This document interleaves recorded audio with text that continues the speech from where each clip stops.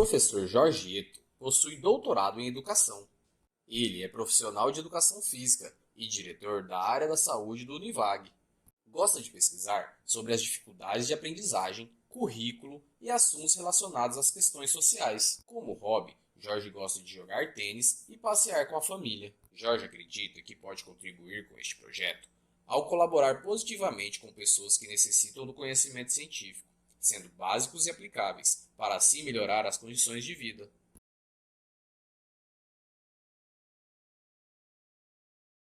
Meu nome é Jorge Eto, faço parte aqui do projeto aprovado pelo CNPq, sou professor aqui do IBAG, projeto com o tema Fome. E nós estamos na Semana Nacional de Ciência e Tecnologia e coube a mim falar sobre pesquisa básica e pesquisa aplicada. O tema desse ano da Semana Nacional de Ciência e Tecnologia foi a pesquisa básica.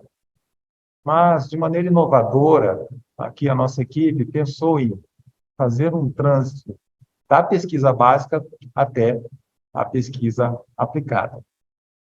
Porém, o objetivo dessa oficina é esclarecer esses dois termos, a relação desses termos e a aplicabilidade desses dois termos, né, para o desenvolvimento dos projetos que virão no futuro de pesquisa aplicada.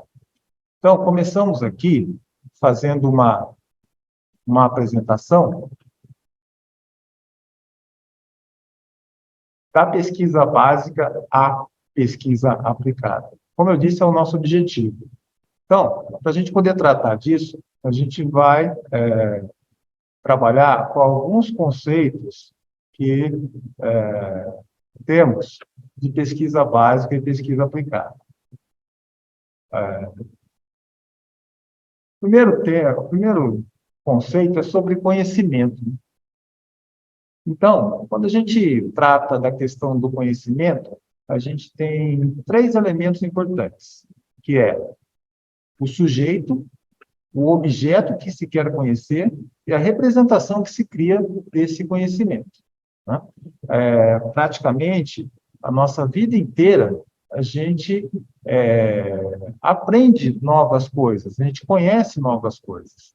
Então, nós somos aquele sujeito, o sujeito que quer conhecer um objeto. Então, desde o começo, quando a gente é criança, a gente quer, por exemplo, conhecer as cores. Então, o objeto a ser conhecido é as cores. E o que representa essas cores para a gente, né? Por exemplo, depois a gente aprende que a cor branca representa a paz. A cor verde representa o meio ambiente para alguns. Então, a gente trabalha sempre com essa questão do conhecimento durante a nossa vida inteira. Porém, a gente tem alguns tipos de conhecimento que são importantes a gente entender, né? O conhecimento empírico, o conhecimento teológico e o conhecimento científico. Professor, mas para que servem esses conhecimentos? Para a gente interagir com o mundo. De que forma como eu represento o mundo na minha vida? Então, por exemplo, o conhecimento empírico. Em outra palestra, eu mostrei uma foto de um cara da pré-história com uma lança de madeira. Para ele chegar nessa lança de madeira e para tentar caçar algum animal, ele deve ter experimentado N coisas. Deve ter, por exemplo, jogado uma pedra. Por exemplo, pegado um pedaço de pau sem ponta e ter batido no animal. Então, isso é um conhecimento da prática, aquele conhecimento que você vai repetindo determinadas coisas até conhecer a melhor forma de fazer, porque o homem da caverna não tinha esse conhecimento científico, né? Então, ele pega e vai tentando, tentando, tentando, até chegar, por exemplo, nessa lança, que é um objeto o qual ele tem maior assertividade para conseguir o seu objetivo, que é ter a caça, né? Esse é o conhecimento empírico. Esse conhecimento empírico, ele está... nós somos rodeados por esse conhecimento empírico todos os dias. Todos os dias a gente tem alguma questão que a gente resolve de forma empírica. Conhecimento teológico ou conhecimento religioso é aquele conhecimento o qual a gente atribui as explicações do mundo, o conhecimento do mundo, através de alguma questão que transcende as nossas coisas do dia a dia. Por exemplo, Deus ou qualquer outra divindade, né? Eu quero deixar claro que nós somos hibridizados nessa questão do conhecimento. Ao mesmo tempo que a gente entende que o conhecimento empírico é importante, a gente entende também que o conhecimento religioso, teológico é importante para alguns, certo? E, por fim, nós temos o conhecimento científico, que ele é baseado na razão, né? Se a gente for pegar a história, o conhecimento científico ele é o mais recente.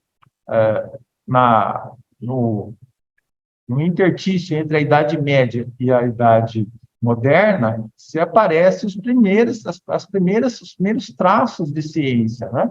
Que é através da razão, através da pesquisa, resolver os problemas do mundo de forma científica, né? Com uma metodologia mais rigorosa, com uma assertividade em termos de objetivo mais perfeita. Então, o conhecimento científico, dentro desses três, é o mais recente. A gente pode lembrar, se quem participou das aulas de história, vai lembrar lá, né, da força das igrejas, dos cristãos, né, em determinado momento, da Idade Média para a Idade moderna. Por quê? Porque as pessoas davam muito valor a esse tipo de conhecimento, principalmente no Ocidente, tá? Isso não quer dizer que nos dias de hoje algum tipo de conhecimento é melhor que o outro. Não é isso. Esse conhecimento, como eu disse, nós estamos rodeados por esse tipo de conhecimento o tempo inteiro. Mas o foco aqui é o conhecimento científico, né? Que a gente vai tratar do conhecimento científico para chegar lá na pesquisa. Bom, eu falei aqui do conhecimento empírico, né? Então, estou dando aqui um exemplo. Muita gente aprende a nadar sem saber, assim, cientificamente, como se deve nadar através de alavancas e por aí vai. A pessoa aprende a nadar porque ela vai no rio e começa a bater o braço, bater a perna, e aí aprende a nadar. Isso é um tipo de conhecimento chamado de conhecimento empírico. Nós podemos aqui citar inúmeros outros exemplos em relação ao conhecimento empírico. Tem uma outra foto. O conhecimento teológico, né? Que aí, assim, se explica as coisas do mundo, ou se atribui qualquer coisa que aconteça no mundo pelo conhecimento teológico. Tá? Aí tem uma foto bastante ilustrativa, o qual tem um homem em cima de uma Bíblia que está em cima da água, né? Então, mostrando assim a força do conhecimento teológico. E aqui nós temos conhecimento científico, né? Tem um ratinho aí, um ratinho de laboratório, um domo de laboratório, certo? Que serve para experimentos, que muitas coisas que nos ajudam hoje a viver melhor nesse mundo é através do conhecimento científico. Bom, vamos colocar aqui algumas pessoas que foram referências no conhecimento científico que nos ajuda até a sobreviver, né? No caso, Alexander Fleming, né? O inventor da penicilina, do antibiótico, né? Imagina quantas pessoas não morreriam se não houvesse o Alexander Fleming e ele descobriu lá a penicilina, certo? Então, o uso dos antibióticos hoje, que nos ajudam tanto a combater as doenças, né? O responsável é o Alexander Fleming. Observe que sempre existe, dentro do conhecimento científico, existe um problema, né? Por um acaso, o Alexander Fleming era uma pessoa da área da farmacologia, ele viu um problema e falou assim, olha, as pessoas morrem por conta disso. Eu vou começar a estudar esse problema. E aí ele estuda esse problema e aí acaba achando uma excelente solução para esse problema, que pode ser, por exemplo, replicável a qualquer outro lugar do mundo, que é a penicilina. O Cranford Long, né, o inventor da anestesia, né? Uma outra importante descoberta. Imagina a gente, por exemplo, fazer um tratamento odontológico sem anestesia, né? Então, um grande inventor que proporcionou a diminuição da dor em procedimentos cirúrgicos e outros procedimentos. Thomas Edison, inventor da lâmpada elétrica, né? Esses tempos atrás assistiu até um filme dele, né? E ele era considerado um maluco, né? Por quê? Vejam só como as coisas acontecem. A iluminação a gás era preponderante nessa época. Ninguém imaginava um outro tipo de iluminação se não fosse a gás. E eles condenavam o Thomas Edison porque achava que ele era um maluco, queria inventar uma coisa que não tinha necessidade. Ele simplesmente inventou da lâmpada elétrica, né? Então, que é uma fala do Steve Jobs, que também relacionada à ciência, que um grande trunfo da ciência não é resolver os problemas que a gente tem hoje, é pensar nos futuros problemas que nós teremos e dar soluções para eles, que é, acho que um pouco muito mais difícil, né? A gente trabalhar com o problema que tem hoje da solução é mais fácil, agora a gente pensar em problemas futuros ou demandas futuras que nós teremos e dar soluções para elas sem essas demandas estarem presentes, acho que é muito mais difícil. Exemplo disso é o que nós temos aqui, por exemplo, no celular, né? Acho que não aparece aí, não sei, mas eu estou com o celular na mão. O celular, o touch do celular é um exemplo de demanda que não existia. Essa demanda não existia, os celulares tinham teclado. E o Steve Jobs, sim, pensou que isso poderia ser uma demanda do ser humano pela velocidade, pela comodidade, e depois, a partir disso, desenvolveu o touch nos celulares, que hoje ninguém mais lembra, né, dos celulares de teclado, com um monte de tecla, um monte de comandos que a gente tinha. Bom, e o que é a pesquisa? Nossa, essa foto, ela ilustra muito bem o que é uma pesquisa, né? A pesquisa é o ato de construir ciência, certo? Então, se vocês forem observar na foto, nós temos pessoas estudando ou fazendo alguns experimentos, né? Tem dois rapazes fazendo um experimento ali, né? Parece que um líquido, e outros estudando. Então, o ato de construir ciência é pesquisa. Às vezes, nós construímos elementos científicos, novos elementos científicos, certo? Que é, por exemplo, quando a gente está tentando desenvolver um novo procedimento, um novo produto, um novo tipo de trabalho. Então, isso nós estamos transformando a sociedade, né, através da ciência. Mas também a pesquisa pode ser atrelada, como esses dois rapazes, a consumir ciência produzida, né? Então, quando a gente consome ciência produzida, a gente, por exemplo, lendo um livro, isso também é uma pesquisa, tá? Então, dos dois lados, tanto naquele momento de descoberta quanto de consumo de ciência, a ciência sempre é importante para nos fazer entender melhor esse mundo, interagir melhor esse mundo e transformar melhor esse mundo, né? Então, são coisas importantes na nossa vida. E aí a gente vem para o nosso tema, né? Pesquisa básica, Semana Nacional de Ciência e Tecnologia, que é o tema desse ano. Assim, é importante a gente dar valor à ciência básica, certo? Quando a gente aprende, por exemplo, tomando como base o nosso projeto que é Fome, quando a gente aprende, por exemplo, os aspectos químicos dos nutrientes dos alimentos, super importante, né? Porque a gente vai entender o que é calórico, o que não é calórico, o que é mais proteico, qual o alimento que a gente pode usar que tem um valor nutritivo melhor que o outro, e por aí vai, gente. Então, a ciência básica é aquela ciência que não demanda uma prática. Quer ver um exemplo claro? Organelas da célula. Organelas da célula, você não vai fazer nada prático relacionado à ciência com isso.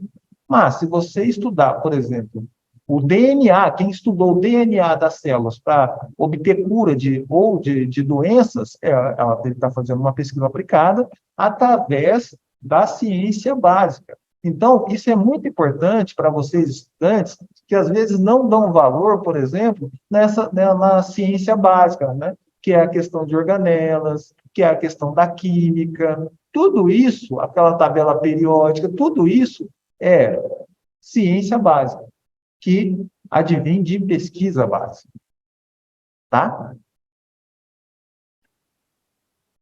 E aí nós temos pesquisa aplicada, né? Aí tá os dois Nobels desse ano, né?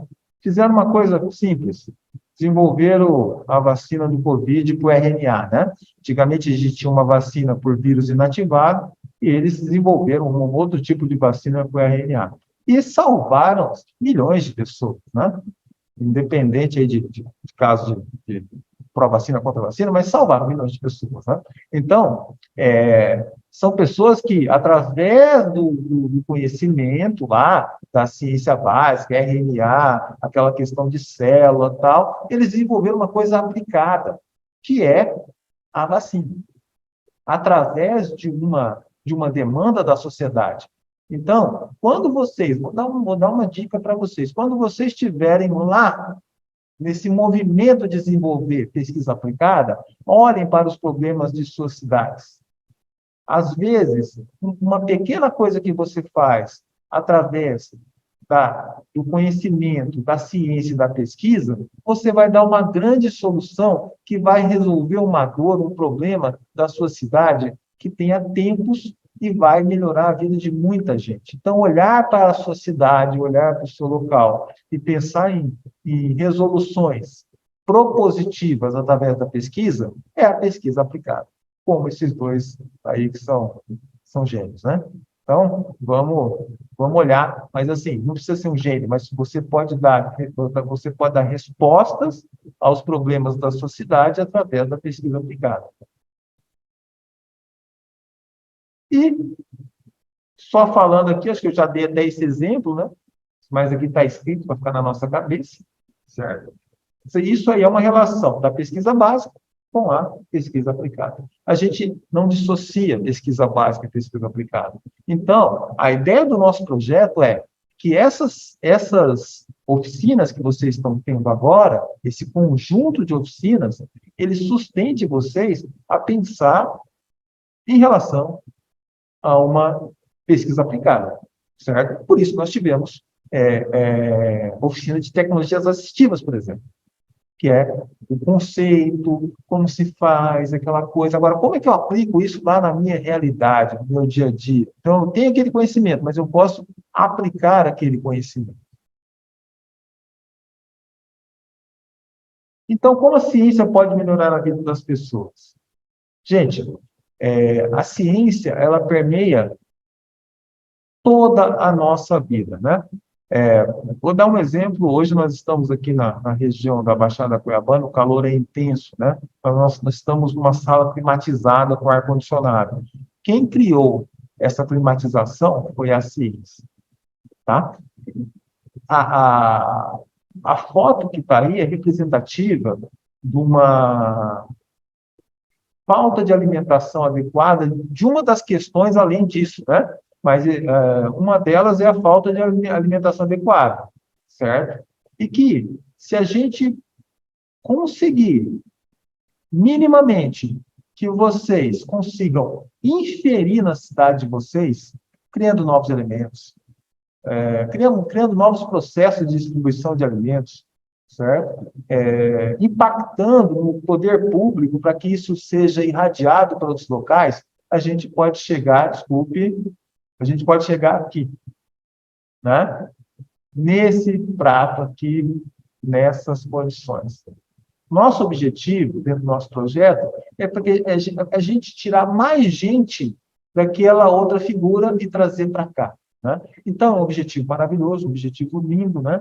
E, assim, nos faz estar envolvido nesse projeto para além da questão científica, mas uma questão pessoal de melhorar a nossa região nesse aspecto que é a insegurança alimentar e a fome. Tá bom? Bom, chegamos ao fim. Agradeço a vocês. Meu nome é Jorge Eto, vou voltar a falar, sou aqui do Univag, né? e que, através da pesquisa básica, a gente consiga bons projetos de pesquisa aplicada que realmente a gente impacte o local onde vocês vivem e melhore as condições da vida da população. Mas quanto mais gente a gente tiver trabalhando nesse sentido, melhor é a sociedade, tá? Obrigado, gente.